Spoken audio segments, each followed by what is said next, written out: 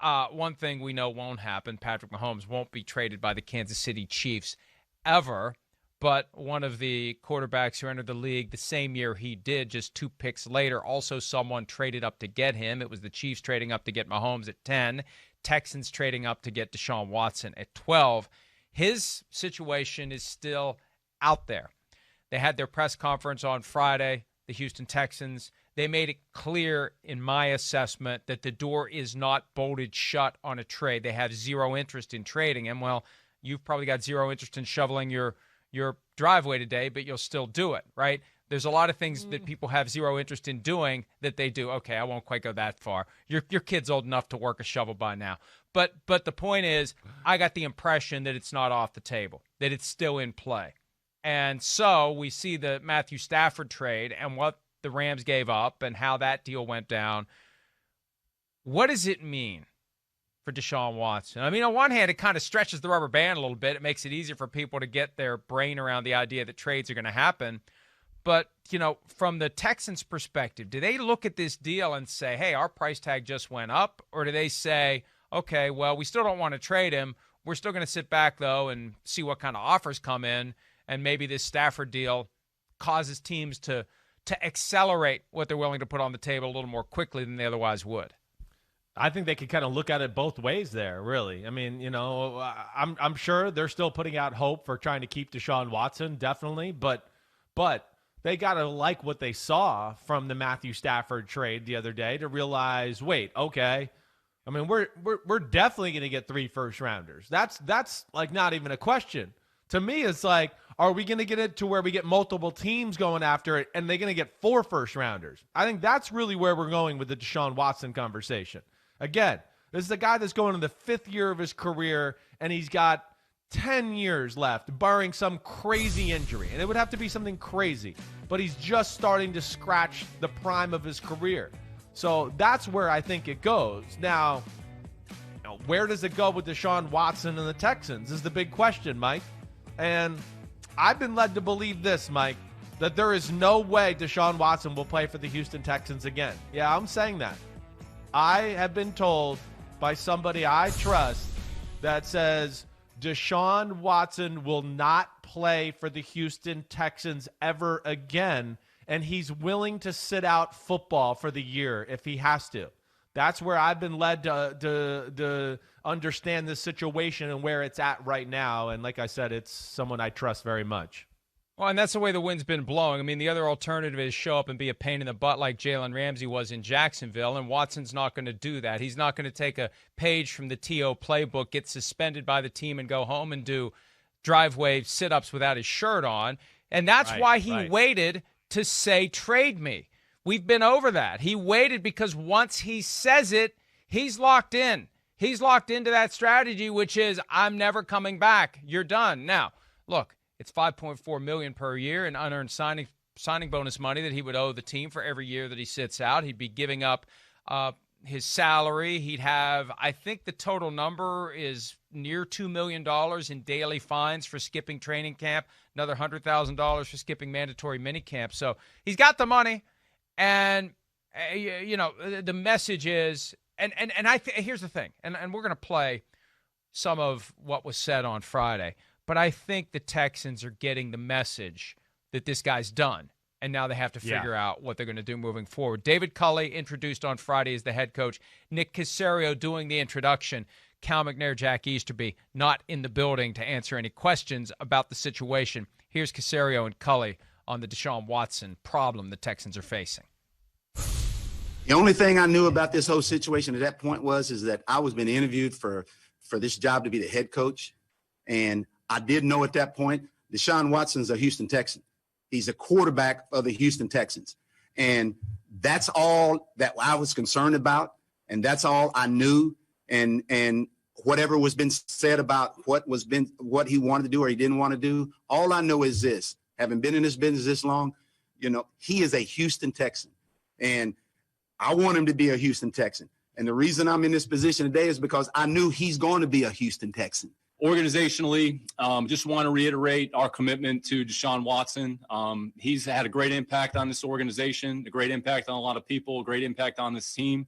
And we look forward to the opportunity to spend more time with him here this spring once we get started. And, we have zero interest in trading the player. We have a great plan, a great vision for him and for this team and his role on our team. And we look forward to the opportunity to spend more time with him here this spring. Nick may have committed a faux pas there when he said we have zero interest in trading the player, because that prompted Deshaun Watson. That may have prompted Deshaun Watson. He didn't say why he did it, but the next day he scrubbed the Texans from all of his social media accounts, which some people say that doesn't mean anything. It means everything. What? And he referred to himself as athlete. He referred to himself as athlete. And I had a general manager reach out to me. I had a GM reach out to me and say, why did Caserio say we have zero interest in trading the player? I mean, is he trying to play a Bill Parcells card here? Look, there was more that Caserio said. And specifically, Chris, when he was asked about the timeline for making a decision, he said we take everything day by day. All he had to say at that point was there's no timeline because there's no decision. We're not trading him.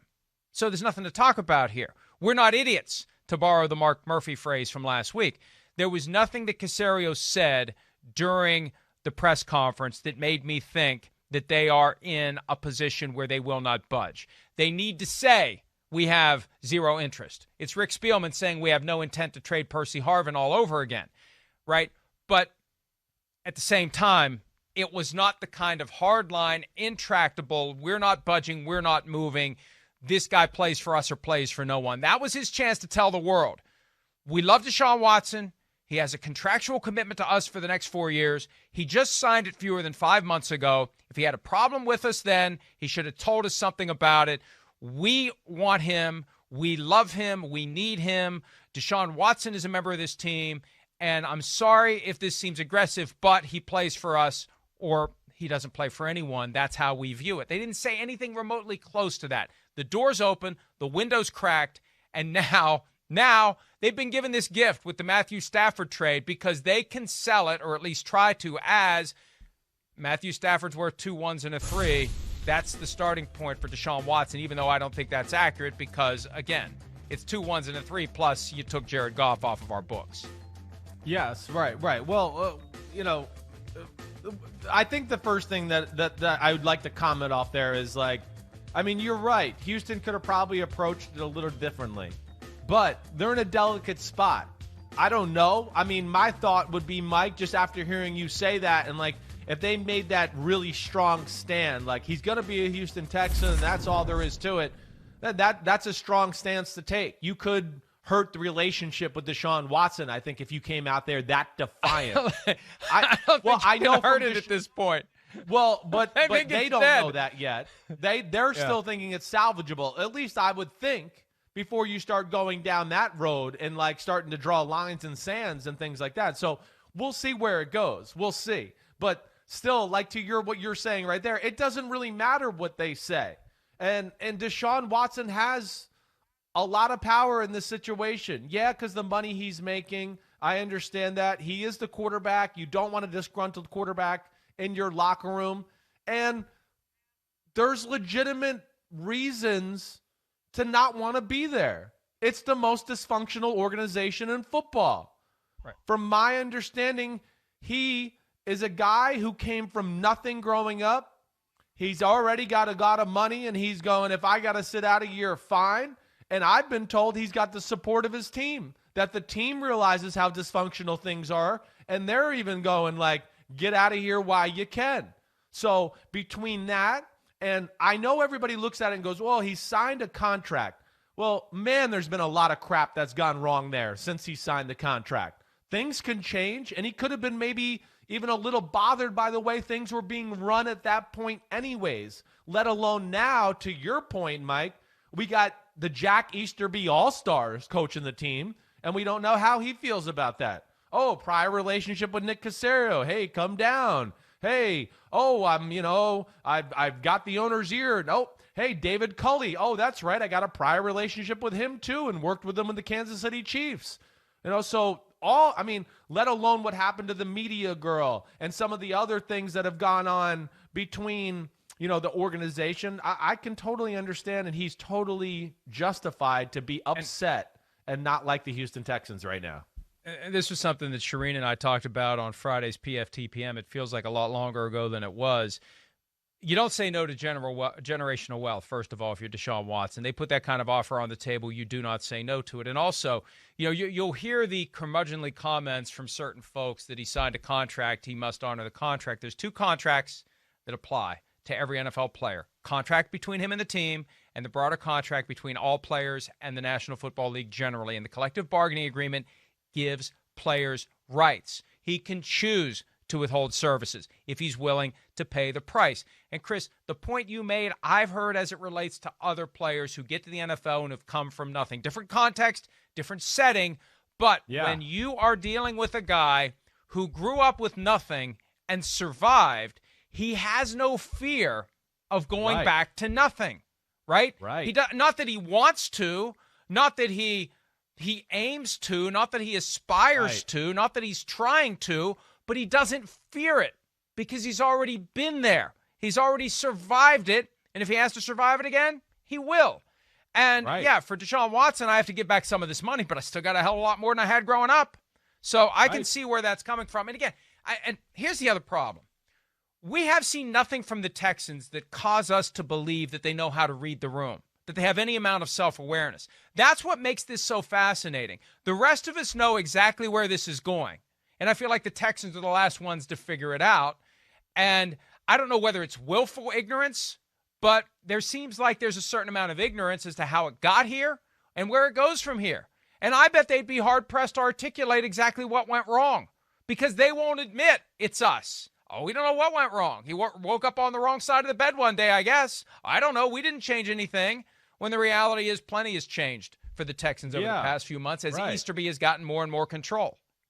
Right. Let alone there was concerning things before that, whether it was Dwayne Brown, DeAndre Hopkins. I mentioned the media girl before. I did not mean to be offensive there. Amy Palchik, right? That whole issue. We certainly have heard our amount of rumors and things like that to where we think she was fired because of political reasons, basically. I mean, so there's issues across the board here. And I'm sure when Deshaun Watson signed the contract extension and Billy O'Brien was still the head coach at the time and all of those type of things, there was probably things he didn't love about the organization, but maybe it was just, okay, I can deal with this. Maybe it'll get better. And maybe this year, and I don't know what that moment is or what that thing was, but this year maybe it just all came to a head where he went, man, it's one thing after another. We're a disaster. What are we thinking? What are we doing? Let alone the coaching search and that disaster and involving him and then not involving him. So I don't see how it gets repaired. And I don't think Deshaun Watson's the kind of guy that bluffs in this kind of game.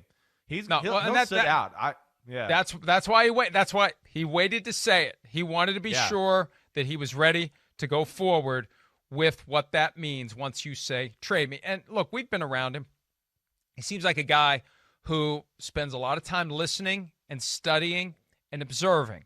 And he's had so much time to listen and study and observe in that organization. And that's what made it so striking at the end of the season. He had a press conference after their Week 17 loss. I assume it was a loss because, hell, most of them were losses. But the things he said and his comments about how they need a foundation and they need leadership and they need so much and he knows it. And at one level, he probably feels a little bit of guilt for abandoning his teammates. But if his teammates are on board with it too, if they realize what a mess it is and they're like, hey, Deshaun, go save yourself. Have the career that you deserve. Have a Patrick Mahomes type of a career with a better organization. I think at a certain point it is justified for him to say, I'm getting out of here. Texans. Right. Nobody wants to play for the Houston Texans right now. Nobody. I mean, J.J. Watt's Captain America, Mr. Goody Two-Shoes, and all. He's letting you know that it ain't that cool down there right now. Nobody, no player in their right mind wants to go down there and play for that football team right now. Now, there's only 32 teams you can play for, and there's a salary cap and free agency, and there's only so much money to go around, so guys are going to be there. But if it was just apples to apples and guys went, wait, there's Houston and another team, and I'm getting the same exact offer and the same exact opportunity to play, they're going to take the other team. There's no doubt about that. I've talked to too many people and players around the league who look at Houston right now and go, why would you want to go play for them? Yeah, it's hazard pay that you have to add to the free agency offers. The Raiders were in a stretch like that 15 years ago where it was so dysfunctional they had to overpay to get guys to choose to play there. That was the only way you were going to stand out from the other offers that were made. You know, I've been wondering whether or not Nick Caserio has sought out any advice from Bill Belichick on how to handle this situation with Deshaun Watson. And I think Belichick would be very pragmatic. I mean, how do you run a successful team if your franchise quarterback doesn't want to be part of it? How do you do it, right? How do you pull that off?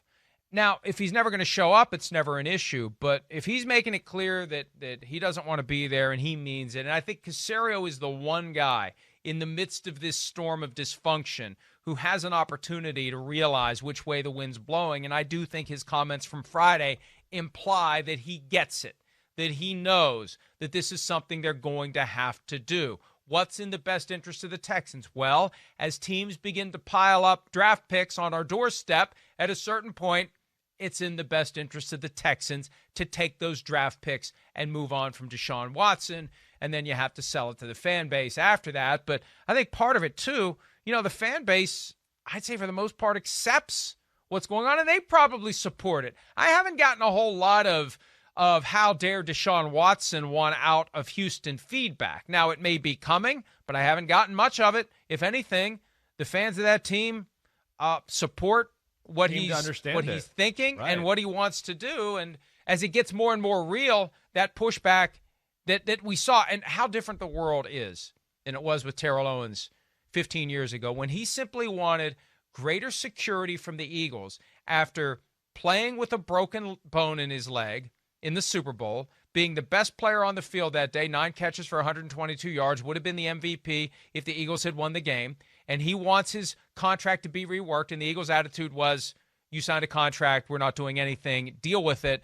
And he jostled and agitated. Now, did he go about it the right way? No, but that was after every effort behind the scenes to work it out failed. But the fans were 95% lined up against him.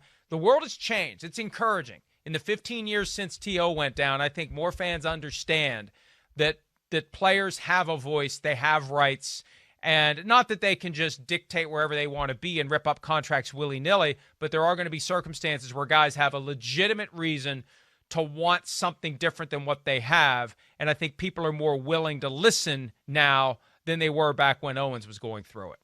Yeah, agreed. Totally agreed. Yeah, it's too many. We've had too many marquee players in our big sports in our country, I think, that have made at least the fans a little more numb to that, right? I mean, we've seen Peyton Manning on a different team and, Tom Brady on a different team. And, of course, LeBron James, the biggest sports star in the world, changing teams and doing that. So you're right. The public fan bases have certainly got, their heads wrapped around that a little bit more. The players have realized their power in the situation. And listen, what I'll always argue, why at times when you have let's take 2 guys, they're both equal as players. One guy gets drafted and gets put in this situation, and he's got a shamrock up his butt. Wow, look at this team and this coaching staff I got. The other guy who did nothing to deserve, he gets drafted by some team, and they stink, and they can't get it ever right. So a lot of these players will look at it and go, why am I just going to let the roll of the dice affect my whole career and how I'm viewed as a player? Wait, that guy got lucky, I didn't. Oh, I can make my own luck and try to move on that way. You're starting to sound like someone who is warming up to the idea that the draft is an anti-American exercise. You're warming up to it because you're basically saying the same things that I've been saying. These guys should get to pick their teams coming out of college the same way they get to pick their teams going into college. They should be able to do that with their eyes open. Now, maybe Watson still would have picked the Texans because things were maybe different 4 years ago, but you're starting to sound like that guy. Be careful. You're getting dangerously close to signing on to my no draft petition. I'm not getting that close. Don't worry. No, I'm not. But I do think in situations like this, where you have a guy that's a proven commodity and we all know, and this is what I love about the Deshaun Watson thing this year. No, anybody who watches football, even the most novice of fans to the greatest of fans, can look at Deshaun Watson and go, he is definitely one of the 5 best quarterbacks in football. And then we can go, wait, their team was still 4-12. Yes, you got to build a team, have something around them that way. It doesn't matter how good you are. You got to have something. And I think these proven commodities like a Deshaun Watson and a superstar, where they start to realize, wait, they're going to be judged on their legacy and every little thing they go. He's watching Patrick Mahomes, who's got this great support system his whole time. He's in the draft class with him. He's going, what the hell? It's probably like, Marino and Elway to a degree, where they're looking at each other and competing. And he wants, wait, I want the support system Mahomes got. I think I'm just as good. And that's playing into this. And I think that's why he's going to make his own moves and make his own luck. So here's what I think the Texans need to do, because I think the Texans can still turn this into a positive once they accept the fact that they're going to have to move on from Deshaun Watson. Once they realize they're not going to have him in 2021, right? Whether he's on the team or not, whether he's on the roster or not, he's not going to be with them. Once they come to that conclusion, then it's time to figure out a strategy. I think that they need to make it known that the price of admission to come to the table for the Deshaun Watson contract auction is 3 first-round picks. You got to show up with 3 first-round picks. And once you're at the table, we're going to figure out who gets him. And it may be, and this is where the skill is going to come into play here. This is where Caserio is going to earn his money.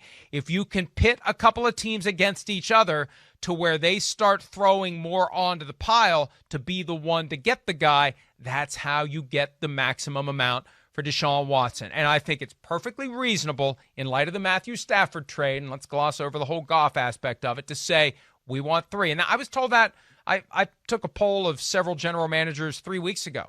3 first-round picks, and it helps if one of them is a top 10 pick this year. And you know what? Maybe the Carolina Panthers are the next team to make that call. Maybe that's the signal that if they're willing to give up the 8th overall pick for Matthew Stafford plus more, maybe it's 8th overall pick, 2 more first-round picks, Teddy Bridgewater, deal gets done. Mike, I think that's the interesting thing about the Stafford trade this weekend. Look at the teams that were involved. I'd have a hard time thinking, other than the Rams, who are now have a quarterback, I would think all those teams are going to be involved in talking for Deshaun Watson. Plus New England, and I don't know, I never heard anything like tangible as far as how interested Washington was in Matthew Stafford. I had heard there was interest, but I don't know how much.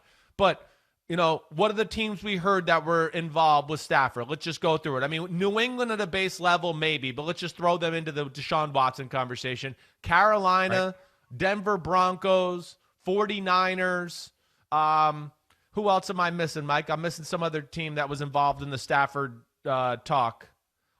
I think you got all, and Washington was at the table. Washington was part of it. Okay. So those teams you got to imagine are going to be involved in this, let alone maybe some sleeper teams like the New Orleans Saints. If I'm them, I'm calling up, hey, what's it take? My team's ready to win the Super Bowl. Who gives a damn about my next 4 first-round picks? We're ready now. I think there's going to – I really think this weekend made me think Deshaun Watson's going to get 4 first-round picks. It's not 3. It's going to be 4 because these teams are going to be interested. You can only go out 3 years, so it's going to have to be a team that has multiple first-round picks. To put on the table. You can't go beyond 2023 with your draft picks that you trade. But the Jets have 4 over the next 2 years. So there are teams out there that could do more than 3. Yeah, Miami probably can too, right? With their situation and see how that plays out. But that's again too where your quarterback thing comes into play as well. You're right. Whether will Houston go, okay, fine. You give us 3 first-rounders. Oh, and we have a Teddy Bridgewater, or the 49ers. Okay, 3 first-rounders, and we got a Jimmy Garoppolo. At least so now they can go, okay, we got the draft picks, and we got a quarterback to at least bridge the gap for a while, and maybe he's the guy. I think those are going to be things to watch out for as we go along. I agree with you. I think the teams that were interested in Matthew Stafford are the baseline, the starting point of the teams that will be interested in Deshaun Watson, because why wouldn't you be? And also, there's There may be other teams that were interested in Stafford that we don't know about because those teams don't want it out there because they don't want to undermine their current quarterback. It's entirely possible the Dolphins kicked it around, and I don't know this, but I could see why the Dolphins wouldn't want it to be known that they did, because if you don't get the guy, you don't want to show anything other than full confidence in the guy that you have. So these are just the ones that we know about. It's entirely possible that someone spoke to the Lions under a clear and unequivocal commitment that that name will never come out.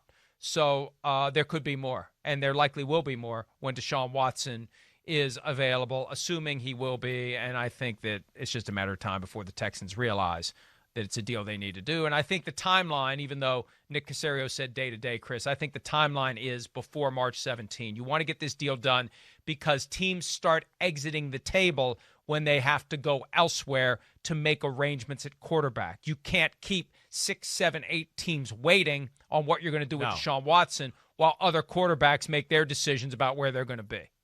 No, that's exactly right. And it's a year where we know there's going to be a lot of musical chairs with these quarterbacks and a lot of action to where teams are not going to sit around and forever and wait for this to play out and then lose their chance at 3 other quarterbacks. You're right. And it's going to be, I mean, to me, it's as far as I've been in this business since playing, I don't remember a year ever like this with the quarterbacks, the big names, recently high draft picks that might be available through free agency and trades this year. Pretty remarkable.